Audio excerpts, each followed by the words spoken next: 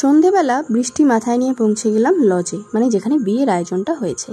আর পৌঁছে গিয়ে দেখলাম যে গেটটাও বেশ সুন্দর করে সাজানো হয়েছে, আর এখানে ওদের দুজনের একটা গিভলি আর্টের স্ট্যান্ডের মতো করা আছে। তো গিয়ে পটপট করে কয়েকটা ছবি তুলে নিলাম, কারণ জানি এরপর আর সুযোগটা হবে না। তখন বেশ ফাঁকা ছিল, তো ওর সাথে আমাদের আর ওরও বেশ কয়েকটা ছবি তুলে নিলাম। তারপরে চলে গেলাম স্টলের দিকে।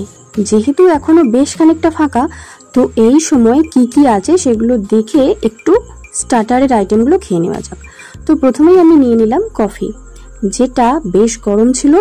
আর গরমের মধ্যেই গরম গরম কফি, মানে আমি খেতে খেতে রীতিমতো ঘামছিলাম। তো তারপরে চলে গেলাম আরেকটা স্টলের দিকে, যেখানে ছিল রেশমি কাবাব আর চিকেন হরিয়ালি কাবাব। দুটোই কিন্তু খুব সুন্দর খেতে হয়েছিল। আর আমি কিন্তু অলরেডি 2 প্লেট কিন্তু খেয়ে নিয়েছিলাম, কারণ এত ভালো লাগছিল খেতে।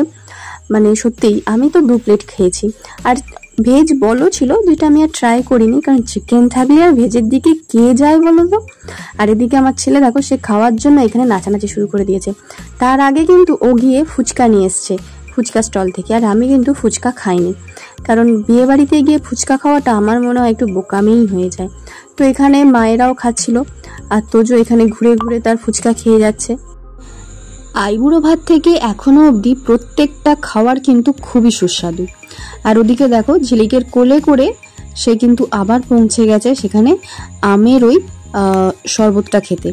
তো ওটা কিন্তু খেতে ভীষণ টেস্টি ছিল, ওটা আমিও খেয়েছিলাম, ভীষণ ভালো ছিল। ওপর থেকে আবার কাজু পেস্তা এসব দেওয়া ছিল। আর এদিকে দেখো কিরকম ভিড় লেগে গেছে, দেখো স্টলের কাজগুলোতে। আবার একটু ফাঁকা হতে আমি আবার একটা নিয়ে এসেছিলাম, কারণ খেতে তখনও বেশ খানিকটা দেরি ছিল। আর তোজো এখানে আমাকে চাইছে যে একটুখানি দাও মা, আমাকে একটুখানি দাও। কিন্তু যেহেতু ও ঝিলিকের থেকে অলরেডি খেয়েছে, তারপর দিদুনের থেকে খেয়েছে, তো আমি ওকে দিতে চাইছিলাম না। কিন্তু তাও ছোট বাচ্চা জেদ করলে কি আর না বলা যায়? কতক্ষণ আমি তাকে এড়িয়ে থাকবো? তো ওই জন্য ওকে একটু করে দিচ্ছিলাম, আমি একটু করে খাচ্ছিলাম। তারপরে ও আবার এসে আমার কোলে উঠতে চাইছিল, অনেকক্ষণ কোলে ওঠেনি, ঝিলিকের কাছে ছিল। তো এইখানে আমরা চলে গেছি বর যে ঘরটায় বসবে ওইখানটাতে। তো ওখানে গিয়ে মা ছেলেতে মিলে কয়েকটা ছবি তুললাম। আর ওই রুমটাতে আমরা সেই ছোটোবেলার সব বান্ধবীরা বসেছিলাম, যাদের বেশিরভাগেরই বিয়ে হয়ে গেছিলো। মাত্র এক পিসই ছিল যার এখনও বিয়ে হয়নি, যে হচ্ছে এই ধারে বসেছিল। তো বাকি সবারই আমাদের বিয়ে টিয়ে হয়ে গেছে, ছেলেপুলেও হয়ে গেছে।